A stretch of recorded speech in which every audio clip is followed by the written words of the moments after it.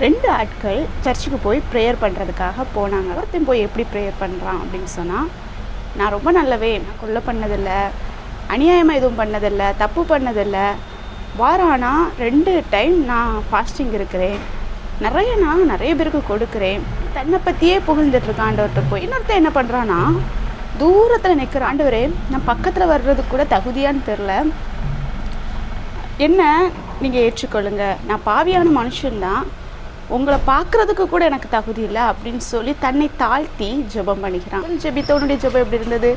பக்கத்தில் இருந்து தாழ்த்தி ஜெபிக்கிறவனுடைய ஜெபத்தை பார்த்து பரியாசம் பண்ணுறான். நான் அந்த மனுஷனை மாதிரி இல்லை, அவனை விட நான் ரொம்ப நல்லவான் அப்படின்னு சொல்லி தன்னை மேன்மைப்படுத்தி ஜெபிக்கிறவருக்கு யாருடைய ஜெபம் பிடித்தது? யார் ஒருவன் தான் செய்த தவறை ஒத்துக்கொண்டு தாழ்த்தி ஜெபித்து, ஆண்டவரே என்னை மன்னிங்க, உங்கள் கிருபையை தாங்கன்னு சொல்லி கேட்டுக்கொண்டானோ அவனுடைய ஜெபத்தை தான் ஏற்றுக்கொண்டார்.